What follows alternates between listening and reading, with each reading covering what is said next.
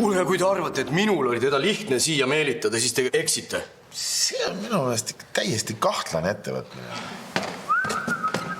Ta on ju ikkagi meie vaenlane. Aga mida öeldakse sellisel puhul? Öeldakse, et hoia sõbrad enda lähedal, aga vaenlased veel lähemal, eks ole? See on ju strateegia, või mis?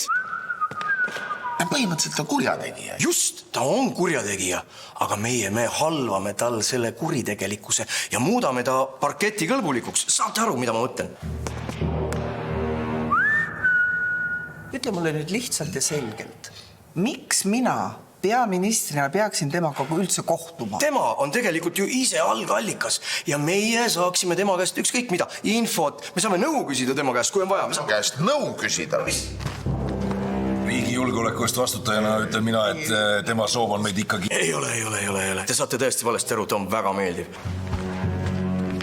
Kes garanteerib, et me selle kohtumisega presse ei leki? Ma garanteerin 100% täielikku konfidentsiaalsust.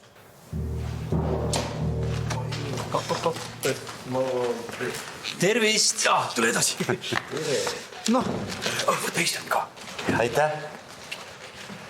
Uut vanasõna teate?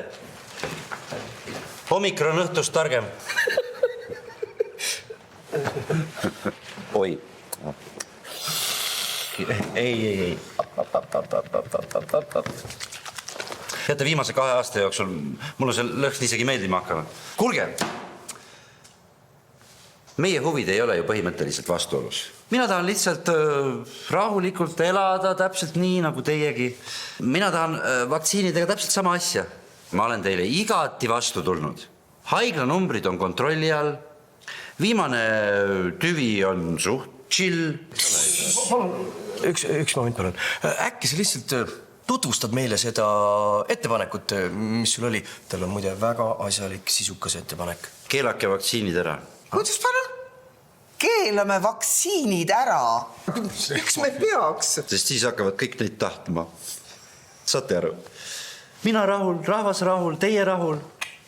See võib isegi töötada.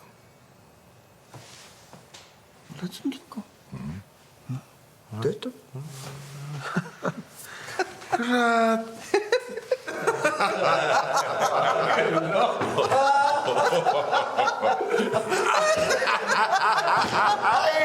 Kurat küll! Juhu!